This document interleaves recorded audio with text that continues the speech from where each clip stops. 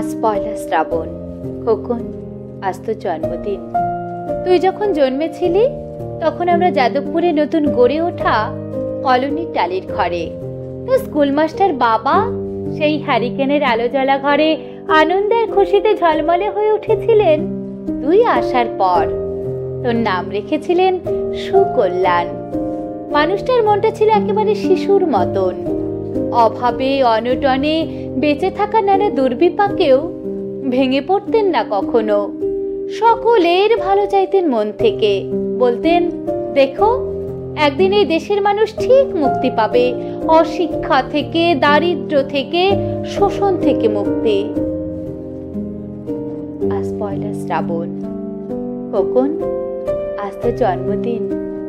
তোর মনে আছে আমাদের ভাঙা ঘরে মেঝেতে বাক্স থেকে বের করা মেজমাসির হাতের তৈরি আসনটা পেতে দিতাম, সামনে রাখতাম ঠাকুরের আসনের প্রদীপখানা, তুই বাবু হয়ে বসতিস চুপটি করে, আমরা একে একে তোকে ধান দুর্ব দিয়ে আশীর্বাদ করতাম। তোর বাবা বলতেন, বড় হও, মানুষ হও। তোর বাবার সেই বন্ধু ঘোষ কাকু, উনি বলতেন, বেঁচে পড়তে থাকো। তুই জিজ্ঞেস করতিস, মা, পড়তে থাকা মানে কি মা? আমি বলতাম না কিছু, শুধু ধান দুব্বই দিতাম আর মনে মনে বলতাম, ঠাকুর ঠাকুর আমার খোকনকে মস্ত বড় মানুষ করে তুলো, ও যেন সত্যি মানুষ হয়, ওর যেন কোনো বিপদ না হয় ঠাকুর। কষ্টের সংসারে ওই একটা দিন বাড়তি পয়সায় একটু দুধ নিতাম, পায়েস রান্না করে দিতাম তোকে। তুই পায়েস খেতে বড় ভালোবাসতিস। তোর বাবা বাস স্ট্যান্ডে সেই দোকান থেকে নিয়ে আসতেন তোর প্রিয় মিষ্টি ছানার গজা। সামান্য স্কুল মাস্টারিতে কি বা হয়, ঘরে বসে ছাত্র করে আসতো কিছু। দাও দাও অভাবের আগুনে সেই রসদ উঠতে সময় লাগতো না। তোর বাবার জামা সেলাই করতাম আর বলতাম, সামনের মাসে দুটো জামা বানিয়ে নিও। উনি বলতেন, খোকন বড় হচ্ছে, ভাবছি সামনের মাস থেকে আজকের বাড়তি দুধ নেব, দুধে শক্তি বাড়ে, বুদ্ধি বাড়ে। শক্তি আর বুদ্ধি না হলে তোমার খোকন মস্ত বড় মানুষ হবে কি করে? ভাবছি আরো দুটো টিউশনি নেব। ছাত্র পড়িয়ে পড়িয়ে মানুষটা দিনের শেষে একেবারে ক্লান্ত হয়ে যেতেন। রাতের অন্ধকারে তখন উঠোনের ধার ঘেঁষে জোনাকির ব্যস্ততা আর ঘরে তোর পড়া মুখস্থ করার একটানা সুর আমাদের কলোনির ভাঙাচোরা ঘরটাকে একেবারে জীবন্ত করে তুলত। তখন মাঝে মাঝে উনি বলতেন, তোমার শরীরটা দিন দিন বড় ভেঙে পড়ছে, খাওয়া দাওয়া একটু করো। শাড়িটাও দেখছি বেশ ছিঁড়েছে, কালই আমি ফেরার পথে একটা শাড়ি নিয়ে আসবো, ধারেই আনবো। আমি বলতাম, সামনে খোকনের উঁচু ক্লাস, কত বইপত্র কিনতে হবে, কত খরচ। উনি দীর্ঘশ্বাস ফেলে চুপ করে যেতেন। জোনাকির অদৃশ্য আলোর আলপনা আঁকত উঠোনের আগাছার ঝোপে। অভো সঙ্গীতের মতো ঘরে বসে তুই পড়া মুখস্থ করতিস, ইতিহাস, ভূগোল, গ্রামার।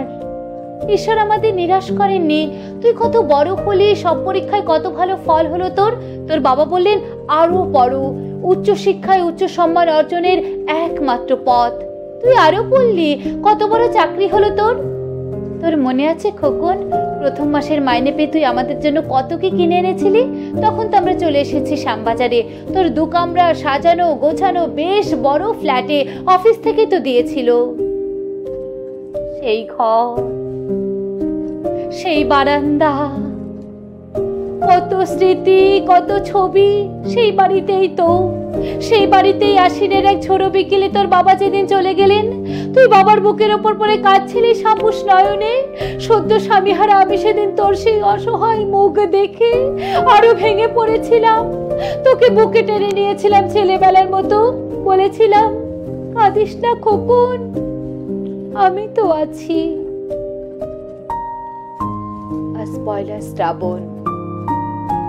কলকাতা থেকে অনেক দূরে মফস্বলের এক বৃদ্ধাশ্রমে আমি একেবারে একা খোকন। তোকে বড্ড দেখতে ইচ্ছে করছে রে, তোকে, বৌমাকে আর ছোট্ট বিল্টুকে। তোরা নিশ্চয় এখন সল্ট লেকের মার্বেল বসানো সেই ঝকঝকে ফ্ল্যাটে। তোর বাড়িতে আজকে নিশ্চয় অনেক বড় পার্টি হচ্ছে, তাই না রে খোকন? অনেক লোকজন, হইচই, খাওয়া দাওয়া। ভালো ভালো।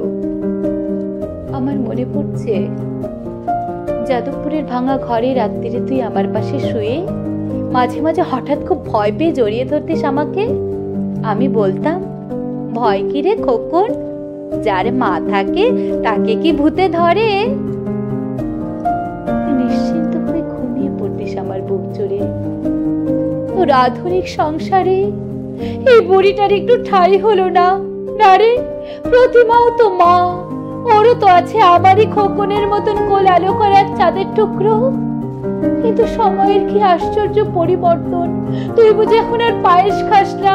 না রে খোকন, তুই জানিস না খোকন, আজ সকালে আমি পায়েস রান্না করেছি। হ্যাঁ, তোরই পাঠানো টাকায়। সারাদিন সেই পায়েসের বাটি সামনে নিয়ে বসে আছি রে, এখানে এই বৃদ্ধাশ্রমে। আমার একলা ঘরে আর কেউ নেই খোকন।